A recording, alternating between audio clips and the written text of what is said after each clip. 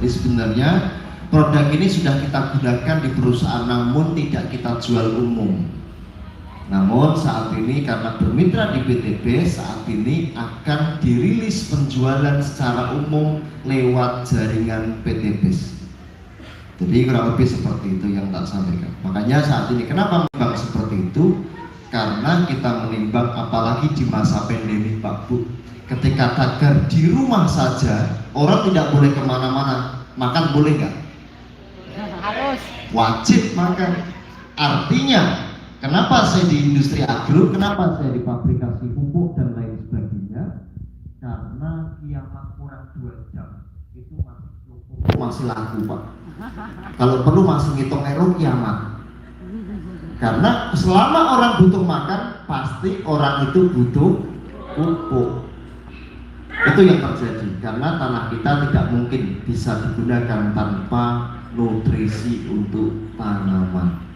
Jadi alhamdulillah, jadi prinsip saya itu kembali kepada narasi prinsip dagang yang harus saya paparkan ke teman-teman. Contohnya misal, saya ada cerita sedikit Pak. Ada cerita itu kurang lebih 2016-17 waktu itu. Sekarang saya jadi petani. Teman-teman tahu kenapa petani? Kalau saya menyingkat petani itu pemuda tampan masa kini. Jadi jangan malu jadi petani. Terus kemudian sebelumnya saya jadi pengusaha Pak. Enak jadi pengusaha Pak. Kenapa? Karena enak. Kalau ditagih hutang, tak usahakan dulu. Karena pengusaha. Jadi singkat cerita, saya dulu pernah impor Pak. Jadi importir, ngambil barang di luar negeri. Waktu itu kalau nggak salah impor jahe. Impor jahe dari Thailand. Singkat cerita, saya turun dari pelabuhan Jakarta. Ada kontainer di sebelah saya, kontainer. Tak tanya, kebetulan saya kenal dengan orangnya. Bang, dari mana? Dari Vietnam, Thailand dan sebagainya. Isinya apa Bang? Beras. Saya orang Jawa Pak, kurang ajar.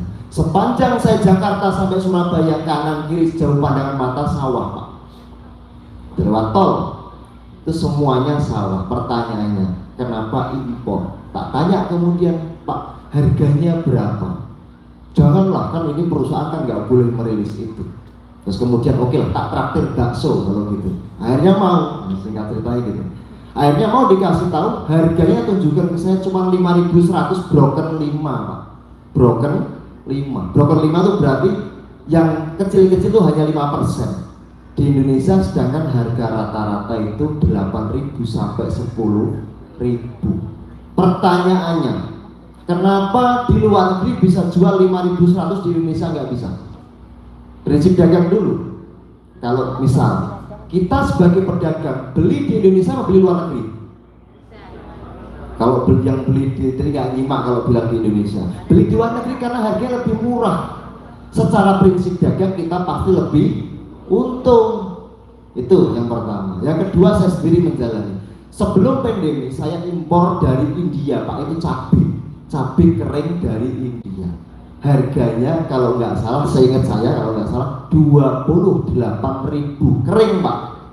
Padahal rendemen basah dan kering 10:1, 10 kilo basah 1 kilo kering. Artinya di India 2.800 cabai basah. Sedangkan di Indonesia harga cabai 6.000, 10.000, petani cabai demo, petani cabai bangkrut dan lain sebagainya. Itu yang terjadi. Pertanyaannya lagi, kenapa di India bisa jual 2.800, di Indonesia nggak bisa?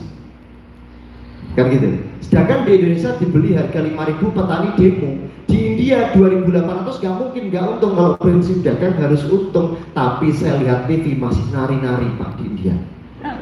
Di TV kan gitu kan, nari-nari kan, joget-joget. Di Indonesia demo. Gimana ceritanya ini? Makanya artinya karena petani mengambil sisa setelah proses pemupukan, olah lahan dan lain sebagainya. Tak ceritain lagi, tapi nggak usah bilang siapa-siapa. Daerah tempat saya Jawa Tengah Pak, saya Semarang Jawa. Jadi daerah tempat saya itu petani di sekitaran saya, daerah Pantura itu yang dilakukan apa? Jadi kasihan Pak, saya petani Pak. Makanya sekarang petani yang dulu tak ubah jadi petani pemuda tampan masa kini, supaya milenial bukan kolonial lagi. Yang dilakukan petani-petani kita itu Pak, kalau mau panen, mau tanam padi, itu hutang bank BRI, fasilitas kur 15 juta, itu yang terjadi. Real, silahkan dicek.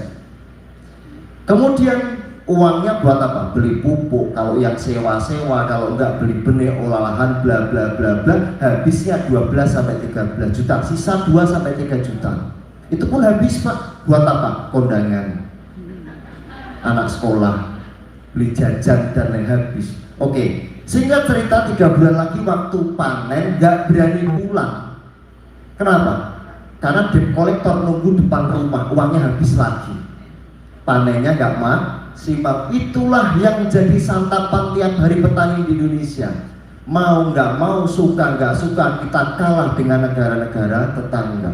Kalau bahasa Arabnya baina sama wa sumur bur. Langit dengan sumur bur, jauh sekali. Karena di luar negeri bicara teknologi, di sini bicaranya AIOEO nggak jelas. Petani kita ngomongnya kenceng salah, nggak malu, nggak apa-apa. Tapi itulah yang harus kita lakukan. Nah, itu masalah yang menahun Pak. Sedangkan kemudian tanah kita menjadi tanah yang berkoloni, tanah kita rusak. Rusaknya banyak faktornya, karena banyaknya pupuk kimia dan lain sebagainya. Banyaknya Pak. Yang salah siapa? Nggak ada yang salah.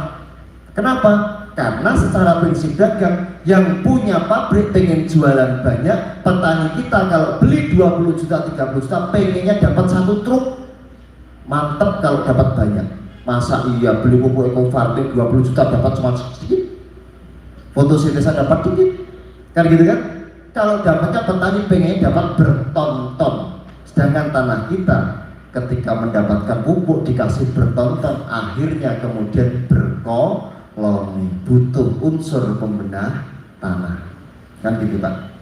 Jadi singkat cerita diwakili saja, masa jauh-jauh nggak dikasih kopi, suruh mencet-mencet sendiri panitianya.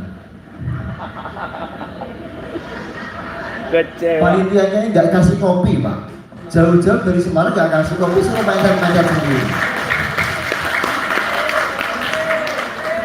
Kopi harga 3.000. Oke. Connect. Jangan. Sampai mana tadi? Sampai kopi. Oke. Ini ceritanya ngopi dan diskusi Pak ya. Jadi supaya gini. Jadi saya sampaikan. Saya kalau ngisi acara dimanapun itu tidak pernah menggunakan dengan bahasa gugus alkalin yang membahas tentang Fe, besi, boron, mangan, zinc, NPK dan lain sebagainya. Karena ada cerita, pernah saya ngisi acara di daerah Semarang, Salatiga, Jawa Tengah. Ngisi acara sekian banyak, saya menerangkan dengan bahasa gugus alkalin, oh ini NPK, bla bla bla, vegetatif, generatif, bla bla bla. Pulang-pulang Pak, itu pas waktu ngisi pada gitu. Ngantuk-ngantuk, pulang-pulang itu mampir ke apotek Pak. Ngapain ke apotek? Ternyata beli bodrek, mumet gitu. Karena petani butuhnya duit. Jadi nggak usah melebar, petani butuhnya duit. Mitra-mitra butuh duit nggak? Jadi saya besok diundang ke sini nggak mau lagi. Pengennya kalau diundang ke sini besok maunya kalau semua sudah berjejer Pajero milik mitra saya baru ke sini. Dan harapan saya, sepulang saya dari sini, saya nggak mau tahu. Kuncinya mencoba tanaman berbicara, teman-teman besok ke Bandung ambil luxurinya masing-masing. Gitu lah ya. Oke, karena yang lain sudah jadi korban foto si desa dan slow release. Nah ini kapan bahasnya ya? Waktunya 5 menit udah kelewat Pak. Tapi nggak apa-apa, nunggu kopi. Panitia tak sindir terus kalau nggak ada kopinya. Janjinya saya diundang di sini kasih kopi soalnya. Siap bro. Oke, ya nggak ngantor teman-teman. Oke, sampai mana tadi? Sampai kopi. Oke. Jadi saya berharap teman-teman gini. Kenapa kita menggunakan namanya fotosintesa biarkan tanaman berbicara? Karena saya yakin yang terjadi di mitra-mitra di Jawa itu bagaimana Pak? Kasihan saya mitra-mitra itu Pak. Datang naik motor bawa pupuk Pak. Harapannya datang jauh-jauh pengennya upgrade priority dan lain sebagainya. Bawa pupuk, nanti perjalanan ya Allah semoga nanti priority bla bla bla bla. Sampai sana duduk manis ngobrol dengan petani cerita banyak. Pak ini bla bla bla bla bla bla bla bla bla. Oke.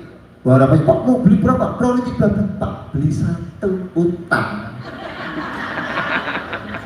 Beli satu ngutang. Waktu panen ditelepon pura-pura lupa panen. Makanya saat ini fotosintesa biarkan tanaman yang berbicara, karena tanaman kalau sudah berbicara Pak itu ngomong bersama-sama tanaman Pak, telepon-teleponan ya. Nah, ketika tanaman berbicara ngomong ke petaninya, RO ke mitra, itu pun sedih Pak, mitra-mitra. Kenapa? Capek ngitung duit nggak selesai-selesai. Jadi disampaikan tadi tak ceritakan sedikit, memang kali ini alhamdulillah produk-produk yang dirilis ini hari yang akan kita launching ini fotosintesa alhamdulillah luar biasa. Saya kemarin dia tanya, Prof, kok bisa sih fotosintesa tanaman yang itu kok bisa langsung bla bla bla bla, bagusnya luar biasa. Terus gimana itu Prof? Terus gimana itu? Saya aja yang bikin bingung Pak. Terus saya tanya siapa? Cuman gini, tak kesini lagi. Produk-produk yang akan kita rilis ini saat ini belum berizin resmi ke PT BES, masih taraf MOU. Jadi kemarin-kemarin itu hanya sifatnya demplot, gitu Pak ya. Terus mungkin mitra-mitra yang tanya, saya tahu di pikirannya teman-teman semua, kenapa sih PT BES sudah ada eco farming original kok masih menggunakan pupuk baru, mengeluarkan pupuk baru? Ada nggak yang pikiran seperti itu? Semua ya yakin. Jawaban saya apa? Ya suka-suka Pak Febrian. Karena PT BES berhak memberi yang terbaik sudut pandang perusahaan. Karena PT BES pengen yang memberi yang terbaik untuk mitra-mitranya, itu Pak Febrian. Jadi kalau yo ini pernah nggak tanya, kau punya sampo berapa?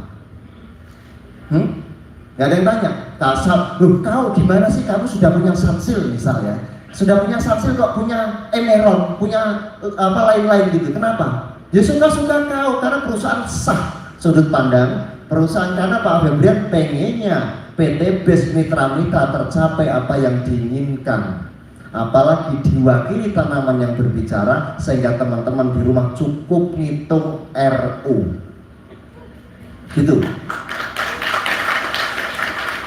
Nah, makanya kan itu yang perlu tanyakan seperti itu. Jadi nggak boleh, sudut pandang perusahaan nggak boleh, dan sah secara perusahaan. Tapi saya yakin tak jawab dulu teman-teman, karena itu menjadi pertanyaan, kenapa sih PT BES sudah ada pupuk kok sekarang bikin pupuk lagi bla bla bla bla bla. Kalau nggak percaya telepon Pak Febrian. Kenapa Pak kok bikin pupuk baru? Ya suka-suka saya Pak, jawabannya gitu. Karena PT BES pengennya, harapan Pak Febrian, kenapa saya mau bergabung di PT BES? Karena Pak Febrian pengen mitra-mitra semua mendapatkan pajero dan luksurnya masing-masing. Dan diingat, semua produk PT BES is the best, nggak ada yang tidak bagus. Silahkan pilih yang mana yang dibutuhkan. Makanya PT BES produknya banyak, jangan kaget. Kalau perlu besok semua produk di Indonesia milik PT BES. Produk anak kampung Pak Febrian itu siapa? Anak supir Damri Pak. Sekarang mobilnya apa? Lamborghini. Uangnya banyak, bangun masjid di mana-mana, ngasih pajero tiap bulan, ngasih uang miliaran tiap bulan ke mitra-mitra. Cuman saya sendiri yang belum dikasih Pak. Ya iya, karena saya bukan mitra. Nah, makanya kan saya tidak mau bergabung di PT BES, hanya kontribusi membantu di PT BES. Jadi untuk menyingkat waktu saya paparkan Pak. Mulai saya paparkan nanti cerita terus nggak selesai, waktunya sudah mau habis, kopinya nggak datang-datang lagi.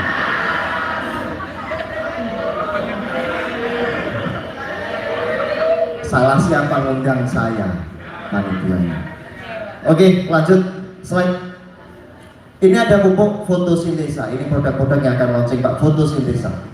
Fotosintesa, nama depannya nanti ada nama Eco Farming Fotosintesa.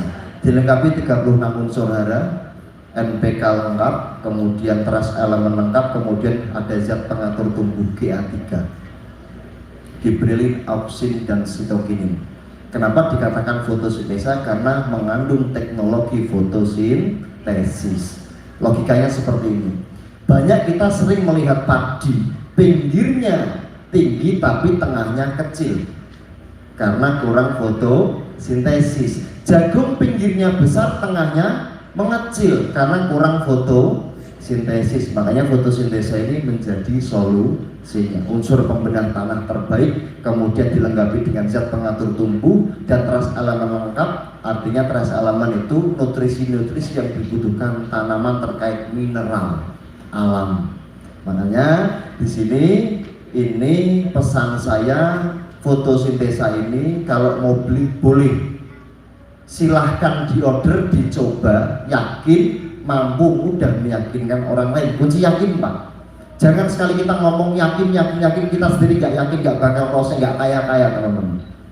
Kunci yakin adalah yakin mencoba tanaman berbicara, kita yakin baru mudah meyakinkan orang lain. Produk-produk ini boleh dibeli, boleh didemo, dapat poin, namun tidak boleh di-share sosial media. Itu pantangannya Pak. Tidak boleh di-share sosial media karena belum izin, belum resmi ke PT BES. Tapi alhamdulillah izinnya sudah keluar, tinggal MOU saja. Gitu. Itu pantangan pertama, tidak boleh di-share sosial media. Pantangan kedua, hindari tanah yang dekat makam Pak. Kenapa? Karena takutnya airnya kena orang yang mati hidup lagi.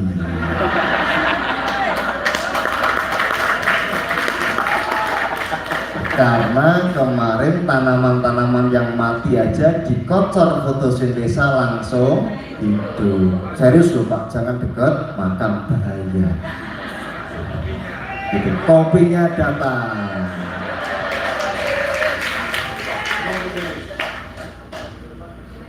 Kasih. Tapi dikasih kopi gulanya suruh ngaduk sendiri. Panitianya kena lagi. Gak apa-apa. Oke. Sampai mana tadi? Sampai kopi. Sampai mayang. Dia nggak ngantuk Pak ya. Oke. Gini, oke. Tadi pantangannya jangan deket makam. Karena menarik. Alhamdulillah sampai saat ini fotosintesa sudah banyak sekali yang sudah menggunakan dan alhamdulillah zero komplain.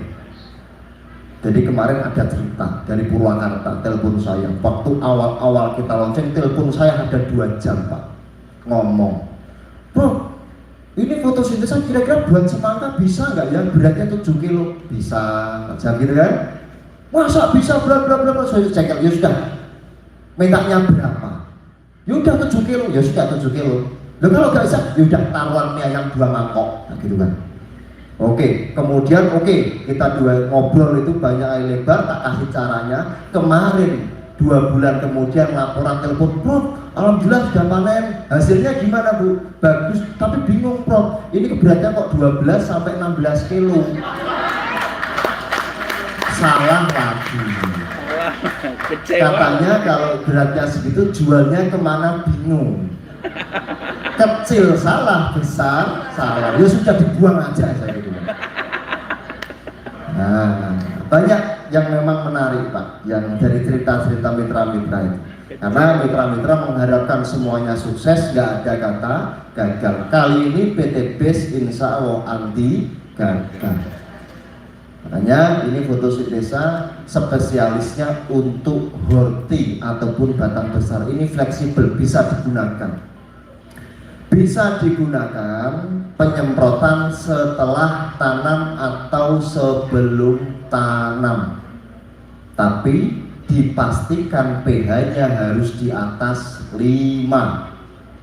Karena tanaman apapun tidak mampu menangkap nutrisi di pH di bawah 5. Gitu Pak, ingat-ingat kalau petani kita pakai pH nggak kira-kira? Enggak. Nah itu masalahnya. Jadi kita harus tahu Pak, pH-nya harus di atas 5 sehingga tanaman mampu menangkap nutrisi. Logikanya, misal kita ada makanan banyak, sate, gulai, pecel, kopi, bla bla bla bla, tapi maaf, kita dikasih makan di tempat pembuangan sampah, muntah nggak? Muntah, berkaitan dengan pH atau tempat tinggal. Dan garis bawahi, tanaman tidak makan tanah, tanaman tidak makan pupuk kandang, tanaman butuhnya cuma air yang nutrisinya tercukupi. Kenapa? Karena teori hidroponik, tanpa tanah pun mereka bisa hidup. Dan saya yakin jika ada pralon yang itu bisa menampung sawit, mungkin ada sawit hidroponik Pak. Karena teori apapun, air adalah sumber kehidupan. Nah, tanah adalah pH, berkaitan dengan pH atau nitrogen yang terkandung di dalamnya. Makanya saat ini dipastikan pH jika sudah di atas 5 itu bisa semprot fotosintesa atau kocor untuk tanaman-tanaman. Di mana semprotnya? Tanaman makan dari 2, Pak. Yang pertama semprot, yang kedua kocor, akar dan stomata. Pertama stomata atau mulut daun. Mulut daun itu di bawah, Pak. Daun di bawahnya tuh mulut daun. Makanya kalau semprot dari bawah ke atas, petani kita dari atas ke bawah apa bawah ke atas? Dari atas ke bawah. Atas ini mantel, Pak, Bu. Punggung disiram kuah, marah nggak? Cara kita memberi makan. Makanya kalau semprot itu di bawah harus jongkok, nggak harus. Makanya sprayer itu bentuknya miring dari bawah ke atas supaya kita memberi makan ke mulut daun. Gitu, Pak. Makanya itu banyak yang harus disampaikan ke petani. Petani kalau semprot dari atas ke bawah, punggung disiram kuah, marah, Pak. Dan logikanya masa tangan diikat gini suruh kasih makan, nggak bisa. Dan stomata menutup di atas jam 10 siang sampai sore. Nyemprot bagusnya yang pagi saat stomata membuka atau malam. Tanaman seperti kita, Pak, tanaman tuh butuh makan pagi, siang, malam. Malam butuh oksigen, siang butuh karbon. Sama. Sedangkan petani kita itu masalahnya banyak, mupuk setahun sekali, minta hasil tiap bulan. Kan gitu kan? Itu yang terjadi. Makanya tak kasih tahu kali, tak paparkan semuanya. Tak kasih tahu kali ini saja ya, Pak ya. Biar tahu ilmu pertanian yang lebih tepat guna. PTB saat ini membawa narasinya tepat guna, teknologi tepat guna sehingga kita mampu bersaing dengan negara-negara tetangga. Oke, fotosintesa ini disemprotkan ke tanaman jika pH-nya sudah di atas 5. Jika belum, bisa untuk menaikkan pH, Pak. Makanya gini, kenapa eco farming ke tanah dulu sebelum tanam? Karena betul, itu betul sekali untuk memperbaiki pH tanah. Karena tanaman mampu menangkap nutrisi di pH di atas 5. Tapi jika pH-nya di atas 5, jadi artinya cukup disemprotkan ke stomata atau dikocor ke tanaman. Bisa nggak fotosintesa untuk menaikkan pH? Sangat bisa. Sebelum tanam disemprotkan ke tanah atau dikocorkan ke tanah, pH akan naik. Terus apalagi, Pak? Bisa menggunakan lain alternatif, menggunakan kapur dolomit atau kapur pertanian. Caranya, kalau fotosintesa 4 saset jadikan 16 tangki, semprotkan sebelum tanam untuk menaikkan pH. Itu naik 2-3 strip. Untuk dolomit untuk menaikkan 1 strip dalam 1 hektar, tambahkan 1 ton, misal 5 ke 7 tambahkan 3 ton. pH-nya 4 pengen ke 5 tambahkan 1 ton dolomit per hektar untuk menaikkan 1 strip. Ingat-ingat, Pak. Makanya itu harus dilakukan, teman-teman. Makanya jika pH-nya sudah di atas 5-7, boleh fotosintesa disemprotkan ke stomata atau dikocor di akar. Intervalnya 15 hari, 1-7 setelah munculnya tunas, itu hari pertama tanam, Pak. Ingat-ingat, karena petani kita itu nanam terus kemudian ditutup tanah, itu hari pertama tanam. Bukan, hari pertama tanam adalah hari pertama munculnya tunas, itu hari tanam. Dia butuh, berarti bayi baru lahir butuh asupan gizi. Teorinya dia dikasih makan. Terus kemudian umur 15, 30, 45. Jika dengan fotosintesa misal padi, horti dan lain sebagainya, 4 saset jadikan 16 tangki, penyemprotan 1-7 setelah muncul tunas. Misal padi pindah ke lahan, jahe pindah ke lahan muncul tunas, itu 4 saset jadikan 16 tangki. Terus kemudian umur 15, 2 saset jadikan 16 tangki. Terus kemudian ke 30, 2 saset 16 tangki, 45 sama 2 saset 16 tangki, atau boleh 4 saset 16 tangki. Ada yang tanya, Pak, boleh nggak, Pak, kalau 10-10-10? Boleh. Yang nggak boleh itu kalau nggak pakai sama sekali. Jadi fotosintesa itu, bentar, jangan tepuk tangan dulu, Pak. Fotosintesa itu insya Allah anti overdosis. Terus kadaluarsanya berapa tahun? Tak kasih 300 tahun, kurang. Kalau kurang tak tambahin 6 jam. Tidak ada batas waktu, seperti film yang disukai ibu-ibu itu, si Andin, tanpa batas waktu. Fotosintesa nggak ada kadaluarsa. Caranya semprotkan, campurkan air, buka saset, campurkan air langsung semprotkan stomata atau dikocorkan. Pak, kalau pembiakan boleh lama nggak? Saran saya jangan dibiarkan lama-lama. Loh, kadaluarsanya 300 tahun, tapi kita judulnya memberi nutrisi yang disukai tanaman. Logikanya, masa iya Pak, Bapak makan di restoran, di hotel, steak, beli steak masakan 3 hari yang lalu. Kalaupun doyan karena terpaksa Pak, bukan karena disukai. Kita memberi apapun ke tanaman seharusnya keadaan fresh, karena itu lebih disukai tanaman. Buka saset, langsung campurkan air, tanpa fermentasi, tanpa tambahan pupuk kandang, tanpa tambahan pupuk kimia apapun, cukup fotosintesa, semprotkan, kocorkan, biarkan tanaman yang berbicara. Jadi sudah pupuk tunggal tanpa tambahan apapun. Jadi nggak usah nanti, Pak boleh nggak Pak tambahkan gula? Boleh. Perlu nggak? Nggak perlu. Pak boleh nggak tambahkan air tebu? Boleh. Perlu nggak? Nggak perlu. Karena cukup air. Jadi karena nanti saya ada cerita Pak. Ada cerita waktu itu, waktu awal-awal dulu mau bikin pupuk, saya campurkan air tebu dan gula dan lain sebagainya. Waktu itu ternyata istri saya hamil Pak. Istri saya hamil, ternyata gulanya tak pakai, mau dibikin rujak Pak. Istri saya marah-marah. Jadi gulanya tak pakai buat bikin pupuk. Jangan sampai kasus serupa terjadi pada teman-teman. Pengalaman saya itu. Tapi boleh, tapi saran saya nggak perlu karena cukup hanya dengan air. Tapi hindari air yang mengandung kaporit dan tawas. Gitu Pak ya. Hindari air yang mengandung kaporit dan tawas. Jika adanya cuma itu nggak apa-apa, tapi syaratnya fresh, jangan dibiarkan. Jangan biarkan terlalu lama. Nanti bakteri mati nggak apa-apa, bakterinya sudah ikut SLC kok, aman.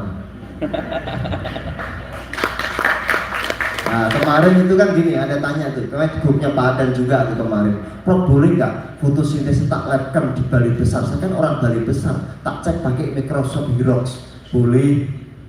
Dicek, kemudian 1 saset dicampurkan di botol 1 liter, 1 liter dibagi ke 80 liter, 80 liter diambil 1 tetes, dicek di mikroskop. Kok banyak sekali bakterinya? Tuh ini bakteri ada berapa? 11 miliar. Masa? Gak percaya hitung sendiri. Ya kan kalau gak percaya hitung sendiri kan? Nah, terus bakteri namanya siapa? Ya gak tahu, saya itu gak kenalan, gak tahu gak lahirin, gak tahu kakaknya siapa. Kan gitu. Jadi sesimpel itu saya jawab. Karena perusahaan punya haki Pak, yang nggak boleh bertanya sudut pandang perusahaan, punya etika. Apalagi PTBS Goberkan Riba, hati-hati. Perusahaan itu punya haki Pak. Masa iya bapak-bapak ditanya lagi makan enak, tanya Koki kesini kan, ini kok nasi gorengmu enak, tuh nasinya jenisnya apa, bumbunya apa saja, bla bla bla bla. Oh coba semua. Nggak boleh, karena punya etika bisnis. Perusahaan tidak memilih itu, nggak punya akhlak kalau seperti itu. PT BES semua yakin semua punya akhlakul karimah. Meskipun bertanya sudut pandang akan kita tampilkan dan itu sah ditanyakan. Namun yang lebih mendalam tidak layak ditanyakan karena itu sudut pandang perusahaan. Makanya beberapa yang sudah ini terus kemudian kita teruskan. Terus bakterinya namanya apa? Tak kasih nama Pak. Sekarang udah tak kasih nama. Namanya Jumadi, Solikin, Pangkur, Eko, Bambang. Nama bakterinya seperti itu. Karena memang sesimpel mungkin. Tapi kita sudah menggunakan teknologi bakteri dan kita insya Allah mampu bersaing dengan negara-negara tetangga. Jadi fotosintesa ini saya ulangi lagi. Udah tepuk tangan dulu. Tuh nggak jadi. Oke. Jadi fotosintesa ini pupuk organik cair Pupuk organik cair, kemudian caranya disemprotkan dan dikocorkan ke tanaman. Jadi ini jelas Bu ya, fotosintesa. Oke, lanjut ke slow release.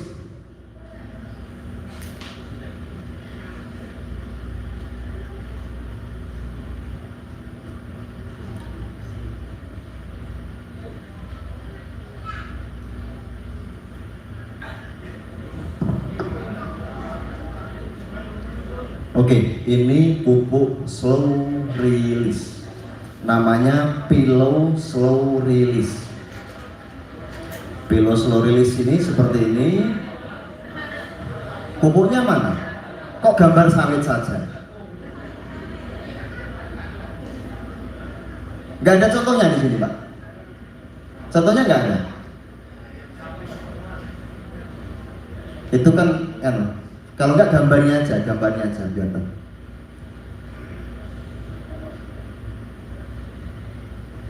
Gambar, oh sudah kelihatan ya. Oh dari sini nggak kelihatan. Oke, ya Pak. Slow release, ini pupuk padat Pak. Pupuk padat dilengkapi ya kurang lebih 37 sampai 38 unsur hara, lengkap makro mikro majemuk semua sudah lengkap. Dia pupuk padat untuk daerah-daerah yang tidak terjangkau air. Tidak terjangkau air. Beratnya dalam satu kotak 1 kilo, dalam satu PV 12 kotak berarti 12 kilo, 120 saset. Intinya dalam satu kotak itu pas kurang lebih untuk 1 hektar sawit. Dan ini pupuk slow release-nya adalah pupuk padat yang beratnya 1, ini cuma 1 on untuk 1 batang pokok yang sudah mampu memproduksi buah di atas 3 tahun, di atas 4 tahun, di atas 5 tahun, boleh ke atas. Efeknya apa? Tidak berhenti berbuah tanaman apapun. Mampu berbuah di luar musim. Ini berkaitan dengan teknologi Pak, kita bicara teknologi kali ini. Gini logikanya, Bapak mungkin di Medan sentra durian, betul nggak? Tapi kalau pas musim durian mungkin lebih banyak itu di pinggir jalan Pak. Durian banyak di pinggir jalan. Tapi kalau nggak musim, ada nggak? Nggak ada. Di mall dapat nggak? Dapat, yang bilang nggak berarti nggak pernah ke mall. Di mall dapat, dan itu impor dari Thailand, montong. Artinya di Thailand sudah menciptakan teknologi di mana dia mampu impor durian ke sini berbuah di luar musim. Di Indonesia enggak. Sebetulnya pertanyaan ada yang tanya, Pak, durian saya Pak 3 tahun tidak berbuah. Saya tanya, kasih makan enggak? Enggak. Oh untung nggak bisa marah-marah. Kalau bisa marah-marah Bapak dimarahin. Petani itu harus bertanggung jawab, menanam harus memberi makan. Gak mungkin tanaman jalan ke sana kemari cari makan sendiri. Kita yang menanam harus memberi makan. Tapi tanaman butuh makan pagi, siang, malam Pak, ingat-ingat. Tanaman butuh makan pagi, siang, dan malam. Sedangkan kita terkadang apalagi di sawit mupuk setahun 2 kali, 6 bulan sekali. Gini tak kasih tahu ini. Mupuk 16, apa bedanya? Kenapa sih? Gak tanya dulu. Kenapa sih pupuk memupukkan intervalnya 15 hari? Pupuk cair penyemprotan intervalnya 15 hari. Kenapa? Kalau yang tahu tak traktir mie ayam ceker. Gak ada. Karena pupuk kimia dan pupuk cair menguap 15 hari Pak. Ditangkap dan tidak oleh tanaman itu tergantung pada pH tanah. Ingat-ingat, boleh dibuktikan. Terkadang petani kita itu mupuk nabur ke sana kamari muter, gulmanya subur, tanamannya tidak maksimal. Benar nggak? Itu yang terjadi karena terjadi penguapan dan ditangkap oleh rumput. Penguapan dan penyerapan. Dan slow release ini cara pakainya ditanam di sebelah batang, jarak sejengkal aja, kita pakai akar tunggal. Loh Pak, bukannya durian atau sawit itu sejauh daunnya itu mulut akarnya? Betul Pak. Tapi masa iya Bapak durian besar di sini itu akarnya ujungnya di bawah toilet tetangga? Bapak ngumpul di sana? Oh bisa dikira ngintip gitu malah. Gitu Pak ya. Karena akar tunggang itu ketika dan ciri-ciri akar itu satu akar menyerap dibagikan ke jaringan akar lain kemudian dibawa ke fotosintesis. Ciri-ciri akar, jadi akar itu nggak ada rebut-rebutan jaringan itu nggak ada Pak. Tapi nggak tahu kalau di sini. Gitu, makanya saat ini akar kita pakai teori akar tunggang karena akar tunggang itu disedot satu akan dibawa oleh akar lain kemudian dibawa berfotosintesis dan butuh waktu 1 kali 24 jam cepat sekali slow release itu. Makanya jangan kaget pakai slow release sawit sebulan setengah 2 bulan sudah pelepah turun menjuntai sudah ada keluar bunga betina dan lain sebagainya. Jangan kaget karena ketika dia pH-nya bagus, mampu ditangkap maksimal oleh tanaman, nutrisi kemudian dia mampu berfotosintesis kemudian akan memberi buah yang terbaik. Kenapa sawit trek Pak? Trek itu ada dua narasi. Yang pertama kurang air Pak, yang kedua kurang nutrisi. Ketika ada air banyak tapi nggak ada tangkapan nutrisi, dia memproduksi buah seperti apa? Nggak mungkin. Logika yang kita masih dipacu, misalnya tadi pagi sepedaan, wah kemana-mana tapi nggak sediakan makanan dan minuman, lemes nggak? Lemes. Kita masih membuat produk, memproduksi buah tapi mau makan tangkapan di bawah tidak ada, pasti trek. Jadi bunga jantan karena tidak ada tangkapan nutrisi. Karena logika apapun tanaman butuh makan pagi, siang dan malam. Siang butuh karbon, malam butuh oksigen, butuh untuk berfotosintesis. Nah, kenapa dikatakan slow release? Kita memberi makan slow Pak, dirilis tapi perlahan supaya dia memberi makan pagi, siang, malam. Teorinya seperti ini. Wait sawit kamu tanaman yang kucintai. Kamu tak kasih makan slow release ya di bawah. Kalau kamu lapar ngambil sendiri, prasmanan buat kamu, enak nggak? Itu bahasa paling ringan Pak. Jadi kita ini tanaman makanan buat kamu tak kasih sebelahmu. Kalau kami butuh ngambil sendiri ya. Tapi kalau kerjamu bagus tak kasih bonus fotosintesis karena RO-mu bagus. Ini poin buat kamu. Bahasanya gitu. Artinya itu supaya kita menyediakan makanan nutrisi lengkap selama dia hidup. Itu kewajiban Pak. Kita menanam harus bertanggung jawab. Makanya di Thailand itu, lah sini durian di Thailand ada itu, apalagi kalau durian Pak, kita kasih ilmunya. Durian itu punya rumus. Contoh, di sini biasanya ada GAP nggak, Global Agricultural Processing, tanggal pemupukan dicatat, kemudian pemupukannya berapa, nutrisinya berapa, catat nggak? Enggak kan, tinggal dilempar sana sini kan gitu kan? Di Thailand enggak, apalagi durian. Durian itu kuncinya 100 daun membawai 1 buah. 100 daun dalam 1 tangkai ini membawai 1 buah. Jika kira-kira 500 daun berarti cukupnya 5 buah. Jika lebih berarti terjadi penjarangan Pak, dibuang Pak. Kita gitu nggak? Dihitung nggak kira-kira daunnya? Enggak. Nah semua ada ilmunya Pak. Kali karena di sini aja ini sejak saya dikasih kopi tak kasih tahu. Itu kuncinya seperti itu. Kuncinya 100 daun membawai 1 buah untuk mampu berfotosintesis memberi yang sempurna. Sawit pun sama, 1 tangkai membawa 1 buah. Dan kalau tangkainya pelepah terus biasanya cukup perata buahnya sesuai dengan hitungan tangkai. Makanya saat ini slow release ini adalah solusi untuk kita hari ini, apalagi daerah sini sentra perkebunan dan sentra sawit. Dan insya Allah ini slow release ini produk anak kampung yang insya Allah pertama dan satu-satunya di dunia saat ini milik PT BES. Tepuk tangan untuk kita. Tapi jangan percaya, dicoba dulu, tanaman berbicara baru mudah meyakinkan orang lain. Apapun itu versi closing, karena kan memang closing itu bakal pengen coba dulu baru percaya, jangan percaya. Testimoni sebanyak apapun, nggak bisa percaya. Coba dulu Pak, saran saya. Karena biasanya yang terjadi kayak kemarin yang di Riau, di mana Jambi, bla bla bla bla daerah lain itu karena sudah coba yakin luar biasa, kemudian tanaman sudah mulai berbicara, dia ngomong bersama teman-temannya, petani Leondu kok bagus, apa pupuknya milik PT BES, caranya bagaimana, sedih nggak teman-teman? Sedih, hitung duit nggak selesai-selesai. Nah, Makanya itu adalah kunci. Makanya slow release ini menjadi narasi yang asik, dibutuhkan untuk perkebunan-perkebunan besar. Sangat tidak mungkin perkebunan ribuan atau puluhan ribu hektar menggunakan pupuk cair, sangat tidak mungkin. Saya ngomong bisa tak katakan bodoh itu R&D dan direkturnya. Berapa juta liter yang dibutuhkan untuk penyemprotan sawit, pengkocoran, sangat tidak mungkin. Sudut pandang perusahaan tidak mungkin mengesahkan itu. Makanya slow release ini beratnya cuma 12-14 kilo per hektar, Pak.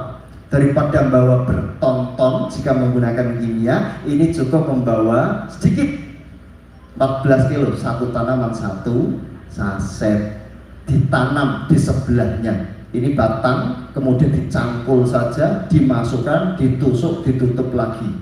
Karena ini kemudian ini kertas yang akan datang pun kemudian kita menggunakan ramah lingkungan. Semuanya akan pecah, terserap oleh kelembapan tanah bersama tanah, ramah lingkungan. Jadi sehingga kita cukup tanam bersama kertasnya. Jadi terjadi sekatan, ditanam di bawah tanah, kemudian cuman satu cangkulan, nggak usah dalam-dalam, Pak. Kalau mungkin yang gede-gede tangannya mungkin gini. Kalau saya gini aja selesai. Nah, gitu kan, ditangkul, dimasukkan, ditusuk, tutup, terus ngapain? Pulang, Pak, tinggal ngopi. Itu aja, sesimpel itu. 3 bulan sekali sampai 4 bulan sekali. Kenapa 3 bulan? Karena proses biasanya sawit itu atau buah-buahan rata-rata 3 bulan. Kenapa rontok? Kenapa tidak berbuah berhenti? Enggak, petani kita enggak seperti itu terkadang. Petani kita itu terkadang kalau buah sudah berbuah di stop, tidak dikasih pupuk, Pak. Padahal dia butuh makanan tiap hari. Tapi petani kita stop, tidak kasih. Kalau sudah dikasih kita nggak dikasih lagi, stop ya. Itu petani kita terkadang. Saya bukan menyalahkan, tapi terkadang saya kasihan dengan tanaman. Dia masih bekerja keras untuk memproduksi buah, tapi di stop, tidak dikasih. Maka jangan salahkan tanaman jika dia ngambek. Makanya slow release ini sebagai nutrisi prasmanan di bawahnya selama 3 bulan. Nanti 3 bulan lagi diberi, kalau perlu jangan sampai kelewat, karena kelewatan itu misal orangnya sawitnya sudah nunggu-nunggu, tanaman sudah nunggu-nunggu, mengharap kita datang tapi kita nggak datang, dia akan marah. Artinya kita memberi harus tepat dan sesuai dengan anjuran yang dibutuhkan tanaman. Cawok menjadi narasi yang asik ini hari, teman-teman. Jika mungkin daerah sini, daerah-daerah Riau, daerah sekitarnya ini jadi daerah-daerah perkebunan besar, kuncinya apa? Karena satu paket RO 1 hektar 1 poin. Kasih hitungannya, Pak. 1 hektar 1 poin. Kan pas 3 bulan sekali. Kalau Bapak dapat 10.000 hektar berarti 10.000 poin 3 bulan sekali. Tinggal ngambil ke Bandung Luxurnya per 3 bulan sekali. Itu hitungannya gitu, ngitungnya nggak usah PV belakang ribet. 1 hektar 1 poin. Di sini ada berapa hektar? Banyak. Perkebunan di Sumatera ini ada berapa hektar? Sumatera Utara banyak, puluhan ribu hektar, ratusan ribu hektar, berarti ratusan ribu poin, puluhan ribu poin. Teman-teman dibagi rata, tinggal nanti antri ke Bandung ngambil Luxurnya tiap hari. Amin. Oke, cukup untuk slow release. Saya paparkan lagi. Yang ketiga ada ekosida.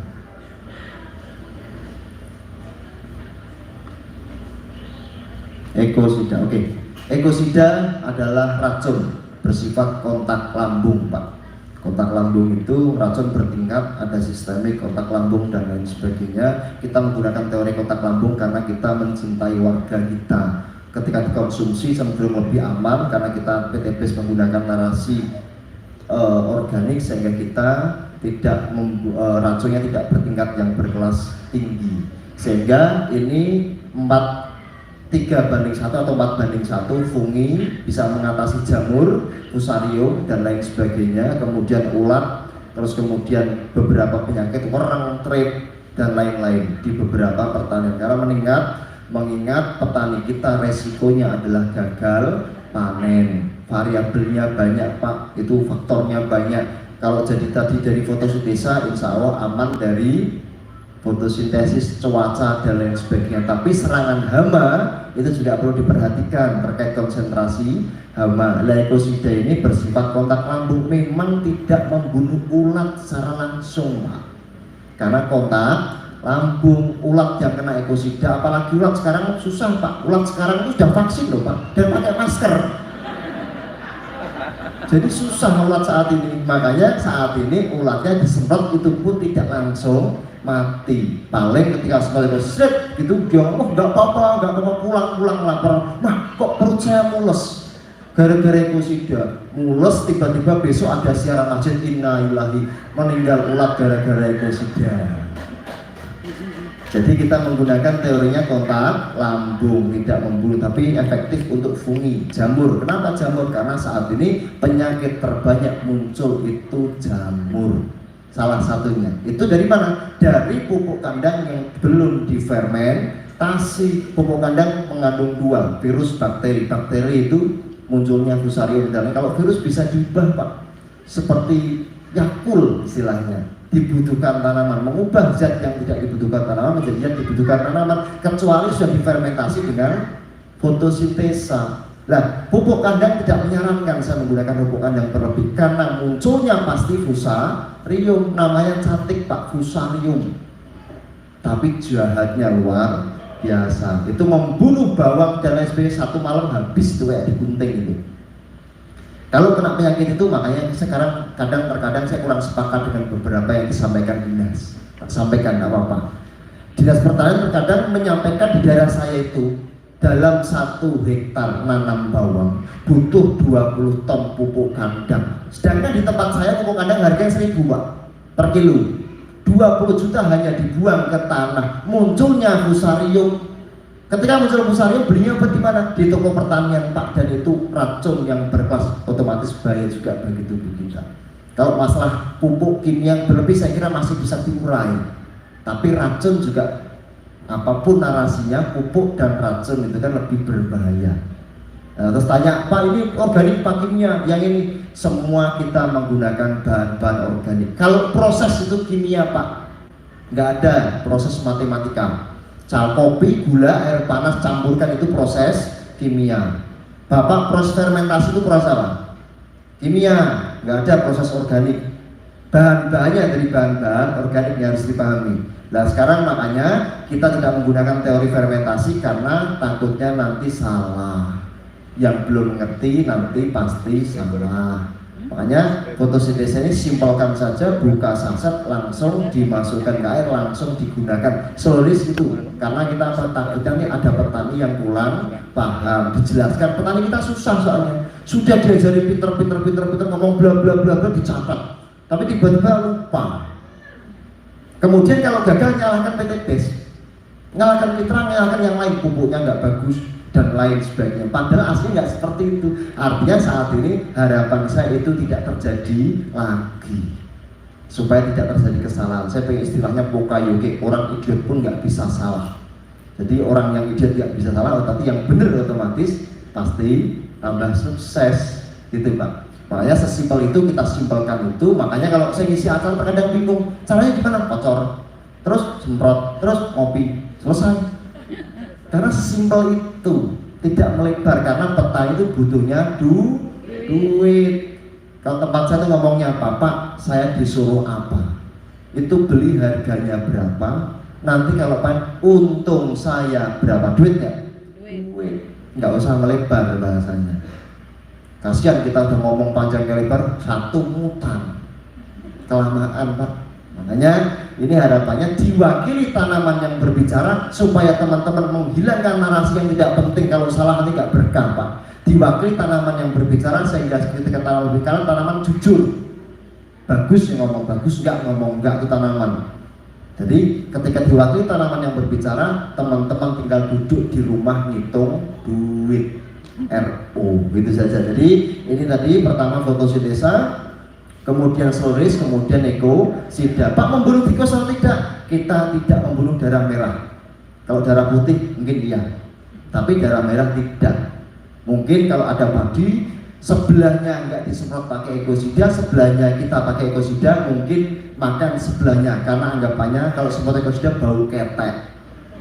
nggak mau bau terus pindah sebelahnya. Tapi jika kita pakai ekosida disemprot, lainnya nggak pakai, nggak tanam, itu makan bukan karena enak, gak kita enak, terpaksa Pak. Dia butuh hidup, makanya ada konsentrasi hama yang harus kita kasih. Kenapa menanam serentak? Karena konsentrasi hama salah satunya. Itu yang harus dikaji. Oke, paham ya? Ini ekosida. Caranya disemprot untuk padi umur 15-30. Pencegahan benar dosisnya itu 1 saset pencegahan, 1 saset untuk 32 tangki. Jika untuk penanganan 1 saset untuk 16 tangki. Penanganan ekstra 1 saset untuk 6-10 tangki tergantung pada serangan. Tergantung pada serangan. Jika pencegahan yang wajib misal padi umur 15 dan 30. Kenapa? Karena warna itu masuk umur 20 sampai 30. 15 kita bentengi, sebelum masuk kita bentengi. Kemudian kalaupun ada yang sudah masuk nanti 30 kita bentengi. Oh, kamu masuk nggak bisa keluar, sikat kamu. Gitu. Teori membentengi itu pencegahan.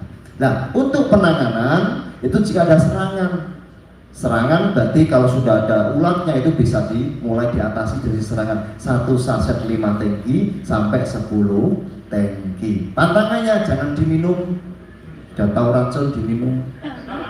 Dah cukup gitu aja. Lanjut Ecofit Base. Ecofit Base nutrisi ternak Pak. Ecofit Base nutrisi ternak. Nutrisi ternak ini artinya berarti dia hanya untuk minuman ternak. Unggas, sapi, apa boleh? Unggas, jenis-jenis lah. Unggas, sapi, kambing, apa, ayam petelur, ayam ini boleh. Begitu. Caranya buka saset, ambil 1 gram 9-10 liter. Atau 1 saset 300-350 liter. Itu saja. Diminumkan saja. Boleh nggak Pak campurkan pakan? Boleh. Rekomendasinya nggak perlu. Karena food combination mencampurkan bahan satu dengan bahan yang lain menurut saya tidak tepat. Yang supaya tercampur alami dalam tubuh hewan itu sendiri. Karena bapak itu bukan peracik. Karena teorinya nanti teori yang makan ini proteinnya berapa, campurannya apa aja kita nggak tahu. Fokus pada airnya saja. Itu dia membawa imun supaya lebih kuat. Karena peternakan resikonya adalah kematian. Jika mati berarti nol, tidak mendapatkan apa-apa. Namun jika masih kecil atau mungkin besar tapi nggak maksimal itu masih untung Pak. Atau nggak untung tapi nggak rugi. Tapi kalau mati rugi. Tapi kalau dengan Ecofit Base ini ayam kemarin yang pakai ayam petelur pakai Ecofit Base telurnya bulat-bulat. Iya bulat-bulat telurnya. Terus kambing kemarin bebek juga sama. Bebek wek-wek. Itu fokus pada nutrisi ternak, manfaatnya menjaga imun dan makanya lebih banyak. Pak kalau pakai Ecofit Base kemudian makanya berhenti apa? Yunda kalau kita dikasih nutrisi ternak itu makanya tambah banyak. Kalau kita mau ngasih ternak kemudian pengen nyetop nggak makan, mending nggak usah beternak, itu nyiksa namanya. Ya kita ngasih makan beternak tapi asal menghitung efisiensi tergantung kita berapa yang kos kita keluarkan kemudian berapa hasilnya. Gitu Pak, jadi menghitung. Pertanian pun sama menghitung efisiensi terkait dengan HPP sehingga kita tahu nanti untuk kita berapa prinsip dagang. Oke lanjut ke Herbiko. Oh nggak ada, sudah habis ya, tempatnya habis, belum dibikin slide. Ada yang lonceng lagi namanya Herbiko. Herbiko adalah herbisida. Herbisida bersifat kontak non selektif. Jadi yang kena daun semuanya tertidur Pak, layu. Kita tidak membunuh karena membunuh itu apapun gulma itu dibutuhkan oleh bumi kita. Kita tidak membunuh langsung tapi hanya menidurkan sementara gitu aja atau menunda pertumbuhan gulma untuk penyiangan lahan sawit dan lain sebagainya boleh. Kalau lahan padi main yang tanya Pak boleh nggak Pak ke lahan padi seruputnya mati nggak? Mati, padinya mati juga karena memang sampaikan untuk daun dia akan layu dan mati. Nah itu hanya untuk penyiangan kayak seperti apa ya produk kayak Gramaxon dan lain sebagainya itu. Jadi hanya untuk itu. Nah, itu untuk penyemprotan di sekitaran lahan sawit atau sebelah rumah, rumput sebelah rumah, rumput tangga semprot aja nggak apa-apa. Itu Oke, saya kira ini ada 5 produk yang kita paparkan terkait produk-produk ini. Habis ini ada acara tanya jawab. Jadi produk yang tahu tanya jawab terkait pertanian. Tapi setelah saya ngopi dulu, break sebentar, gitu ya. Oke.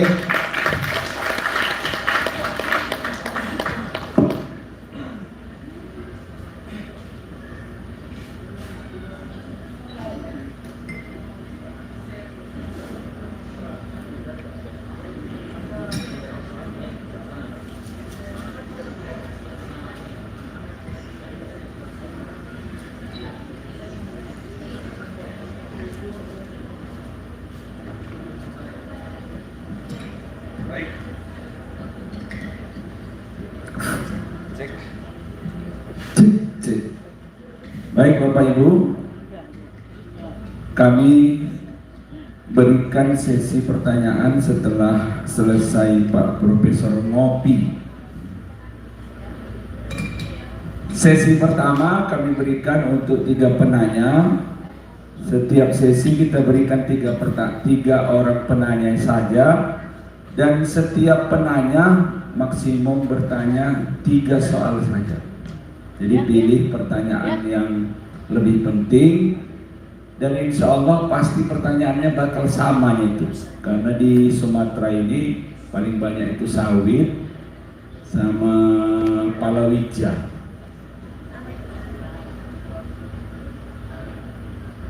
sama terus satu lagi padi ya, padi.